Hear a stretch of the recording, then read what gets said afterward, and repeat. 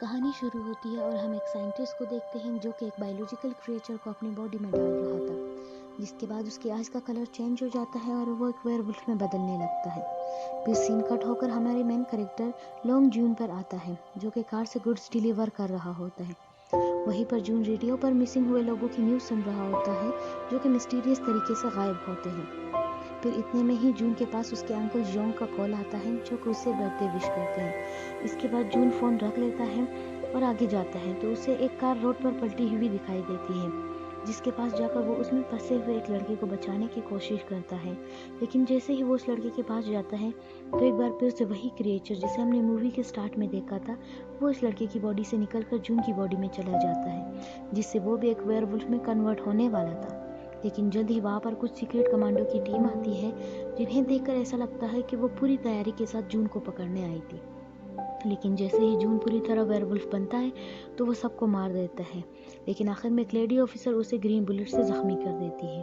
लेकिन उसके बावजूद भी जून वहाँ से भाग जाता है, जिससे उनका बॉस चाओ बिल्कुल खुश नहीं होता, क्योंकि वो काफ़ी टाइम से एक परफेक्ट पर्सन की तलाश में था जो कि उस क्रिएचर के साथ कनेक्ट हो सके। लेकिन उसे आज तक वैसा कोई भी नहीं मिला।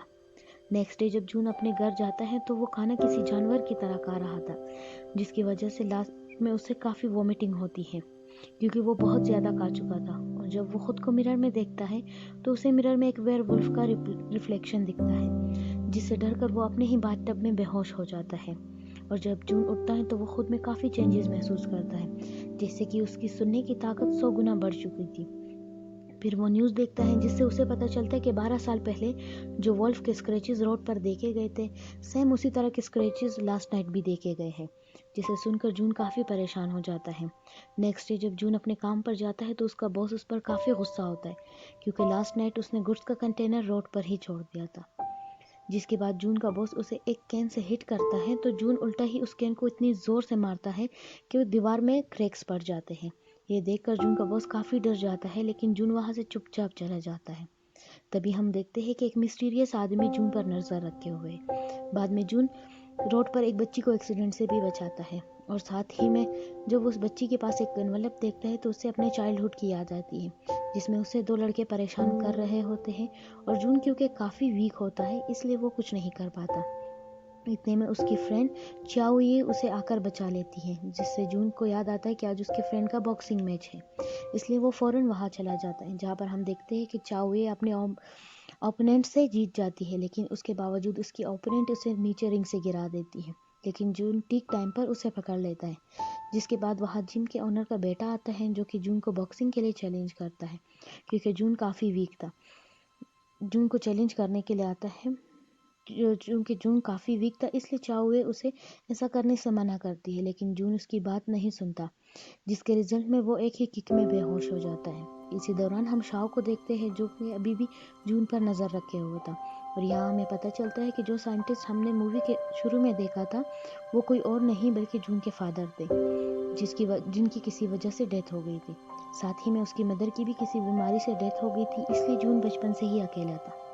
जिसके साथ साथ हमें ये भी पता चलता है कि जून सेरेनियल कंपनी की आखिरी उम्मीद है, क्योंकि वो क्रिएचर जून की बॉडी में के साथ पूरी तरह मेल खा चुका था। इसलिए शाओ अपनी टीम से जल्द ही जून को ढूंढने का कहता है। दूसरी तरफ जून जब उठता है तो वो खुद को चाओए के घर में पाता है, जहाँ पर वो उससे पूछती है कि तुमने मेरे मना करने के बावजूद भी वो चैलेंज क्यों एक्सेप्ट किया। इस पर जून उसे बता ही रहा होता है कि वो चाओए के फेस पर एक बैंडेज को नोटिस करता है, जो कि किसी सेरेनियल कंपनी का होता है, जिसके लिए दरअसल जून के फादर और वो लेडी जिसने रात में जून को शूट किया था काम किया करते थे।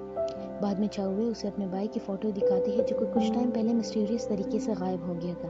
लेकिन जून उसे बताता है कि उसने उसके भाई को पहले भी सेरेनियल में देखा है। वही सेरेनियल के कुछ लोग जून को ढूंढते हुए वहाँ आ जाते हैं, जिनसे बचने के लिए वो उन्हीं के कार के नीचे छुप जाता है, जहाँ पर वो उनकी कार को ट्रैक करने के लिए अपना फ़ोन छोड़ देता है। बाद में चाओए जून से पूछती है कि वो लोग यहाँ क्यों आए थे, जिस पर जून उसे बताता है कि वो उसे पकड़ने आए थे, क्योंकि उसके अंदर एक क्रिएचर है जिस पर वो लोग रिसर्च करना चाहते हैं।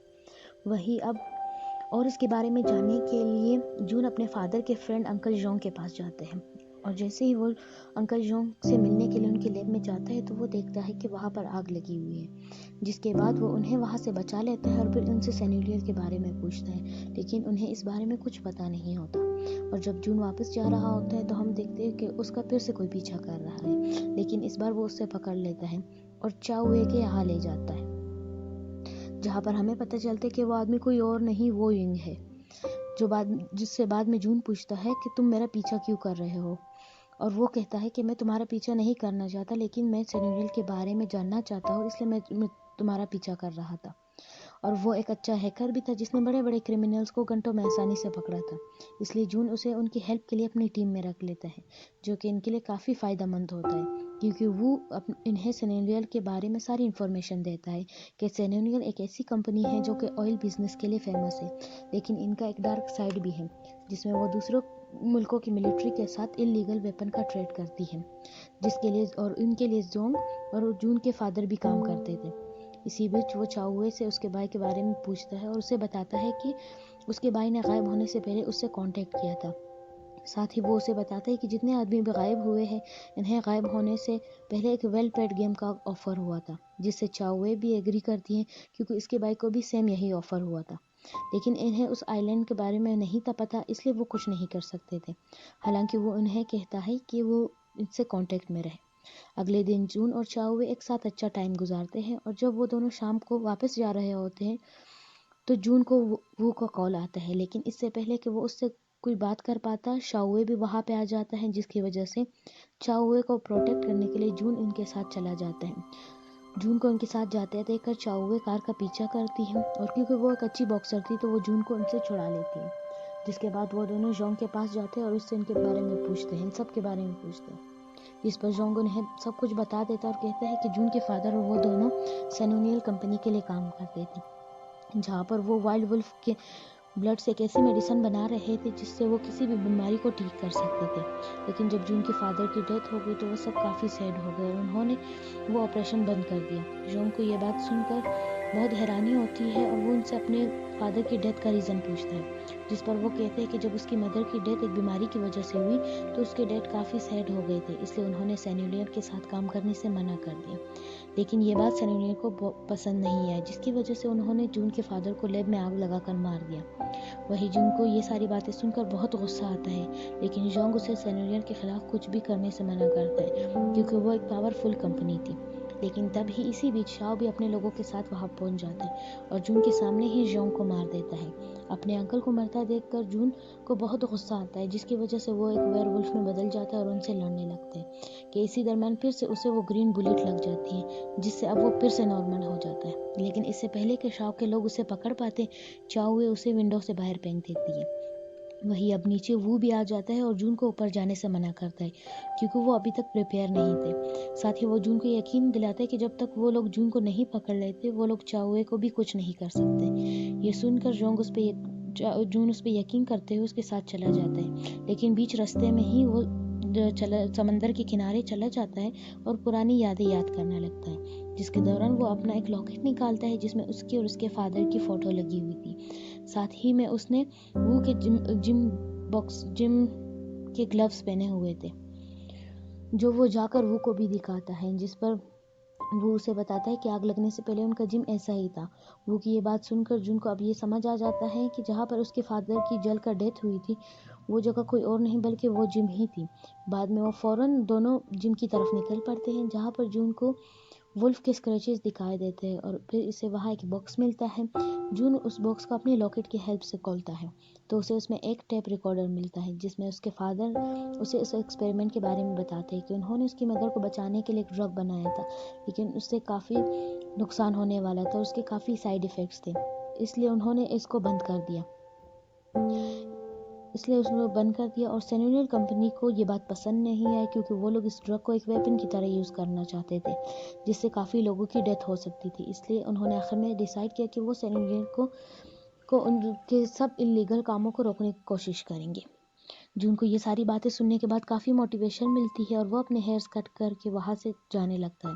दूसरी तरफ शाओ जोंग की लैब में मौजूद होता है जहाँ पर वो सारे एविडेंस को मिटा रहा होता है और उसे एक ऑब्जेक्ट मिलता है वहाँ पर। जैसे ही शाओ उसको देख रहा होता है कि कोई पीछे से उसको शूट कर देता है, मगर उसे किसने मारा इस बारे में हमें कुछ पता नहीं चलता। वही जून और वो अब सैन्यूनियर के एक्सपेरिमेंटल आइलैंड पर पहुंच चुके थे जहाँ पर सिक्योरिटी काफ़ी टाइट थी, मगर वो अपनी गैजेट से सारे गार्ड्स को मार देता है। जिसके बाद वो दोनों वेनिलेशन से होते हुए फैसिलिटी के अंदर आते हैं। दूसरी तरफ हम देखते हैं कि चाओए अब खुद को एक रूम में बांधती है जहाँ वो साइड के रूम में अपने भाई को भी देखती है और उसे ये यकीन दिलाती है कि जून हमें बचाने ज़रूर आएगा। वही जैसे ही जून फैसिलिटी के अंदर आता है तो काफ़ी सारे लोग उसे घेर लेते हैं, लेकिन जून अपने वेयरवुल्फ के सुपर पावर्स की वजह से उन सबको हरा देता है। जिसके बाद वो उसे बताते हैं कि उसे सैन्यूनियर के खिलाफ एविडेंस लाने हैं, इसलिए वो दोनों अलग अलग रास्तों पर जाते हैं। थोड़ा आगे जाने के बाद जून को वहाँ चाओए मिलती है जिसको बचाने वो उसके रूम की कीज ढूंढने लगता है। तभी वहाँ पर जोंग आ जाते हैं जो कि उसे बताते हैं कि उन्होंने उसके ब्लड की हेल्प से वो मेडिसिन बना ली है जो उसके फादर भी बनाना चाहते थे। इसलिए इससे पहले कि जून कुछ बोल पाता, उसके फादर का एक वीडियो वहाँ पे प्ले होता है जिसमें जोंग सैन्यूनियर के साथ मिलकर केमिकल वेपन बनाना चाहता है, लेकिन जून के फादर उसे रोकते हैं, जिस पर जोंग उसके फादर को जलते हुए रूम में छोड़कर भाग जाते हैं। इस वीडियो को देखने के बाद जून अब समझ चुका था कि सैन्यूनियर का मास्टरमाइंड को और नहीं जोंग था। इसी बीच शाओए की असिस्टेंट भी वहाँ आती है और जून से कहती है कि सैन्यूनियर का मास्टरमाइंड जोंग ही है और उस दिन शाओए को भी जोंग नहीं मारा था। शाओ को भी जोंग नहीं मारा था। वही अब शाओ के असिस्टेंट जोंग पर गोलियां चलाने लगती है, लेकिन जोंग पर उसका कोई असर नहीं होता क्योंकि जून की ब्लड से बनने वाले मेडिसिन उसने पहले अपनी बॉडी में इंजेक्ट कर लिया होता है, जिसकी वजह से अब वो वेयरवुल्फ में बदलने लगता है और पूरी तरह वेयरवुल्फ में बदलकर वो इन पर हमला करने लगता है। लेकिन तभी ठीक टाइम पर जून भी वेयरवुल्फ में कन्वर्ट हो जाता है, जिसके बाद दोनों के बीच में काफ़ी लड़ाई होती है और लड़ते हुए दोनों बाहर पहुंच जाते हैं। लेकिन यहाँ पर हमें पता चलता है कि जोंग जून पर भारी पड़ने लगा था। दूसरी तरफ वो चाओए और उसके भाई को भी आज़ाद करा लेता है। रूम से बाहर निकलकर चाओए जून की मदद करने के लिए जाती है और जोंग के पास पहुंचकर वो उसके गले में एक रस्सी डाल देती है, लेकिन जोंग को इससे कोई फ़र्क नहीं पड़ता और उल्टा वो चाओए को ज़ख्मी कर देता है। लेकिन इससे पहले कि वो उसे मार पाता, तभी जून रस्सी की मदद से उसे ऊपर लटका देता है और चाओए को एक करंट वायर देता है, जिसकी वजह से वो जोंग को मार देते हैं। इसके बाद मूवी के एंड में हम कुछ टाइम बाद का सीन देखते हैं जहाँ जून अपने घर में द वॉर ऑफ वेयरवुल्फ की बुक पढ़ रहा होता है। वही दूसरी तरफ टीवी पर दिखाया जाता है कि जितने भी लोग मिसिंग थे वो मिल चुके हैं, लेकिन सभी की बॉडी पर एक अजीब सा निशान है। दूसरी तरफ वो भी सैन्यूनियर कंपनी की सच्चाई सबको बता देता है और इसी के साथ ही हमारी मूवी एंड हो जाती है।